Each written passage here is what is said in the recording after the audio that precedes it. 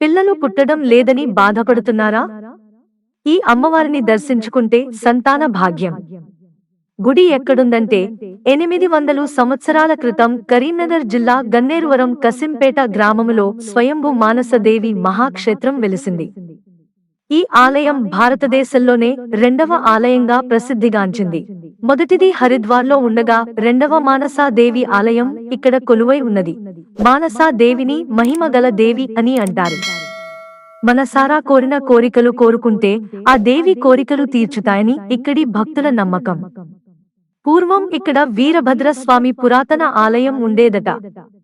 ఆ విగ్రహం కొంచెం పక్కకు ఒరగడంతో ఆ విగ్రహాన్ని మళ్లీ పునఃప్రతిష్ఠ చేయాలని ఆ ఊరి గ్రామ ప్రజలు అనుకుని వీరభద్రస్వామిని తీస్తుండగా ఆ విగ్రహం కింద మానసదేవి ప్రత్యక్షమైందని ఊరి ప్రజలు చెబుతున్నారు.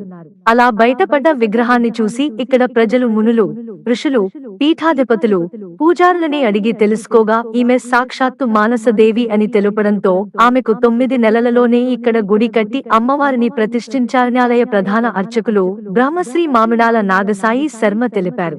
రథ సప్తమి రోజున ఇక్కడ నవగ్రహ కళ్యాణోత్సవం అంగరంగ వైభవంగా జరుగుతుంది. అలాగే శివరాత్రి రోజున అమ్మవారికి ఘనంగా అభిషేకం జరుగుతోంది.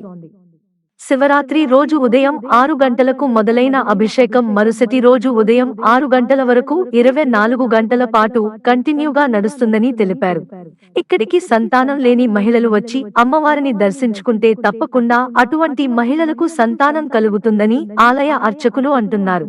గత 6 సంవత్సరాలలో ఇక్కడ దేవిని దర్శించుకున్న 2673 మహిళలకు సంతాన భాగ్యం కలిగిందని, అలాగే పంచమి బహుళ, శుద్ధ పంచమి రోజున సంతాన దీక్ష, వివాహ దీక్ష, అలాగే విదేశీ దీక్ష, సర్పదోష నివారణ పూజలు చేస్తారు. ఇంకా ఇక్కడ అమ్మవారితో పాటు 108 నాగ ప్రతిమలు, అలాగే నాగేంద్రస్వామి విగ్రహాలు ఉండడం విశేషం. వీటికి చెమ్ముడు నీళ్లు పోస్తే సర్పదోష పీడలు తొలగిపోతాయని ఆలయ పూజారులు అంటున్నారు. మిత్రులారా, ఛానల్ సబ్స్క్రైబ్ చేసుకోవడం మర్చిపోకండి. ధన్యవాదాలు.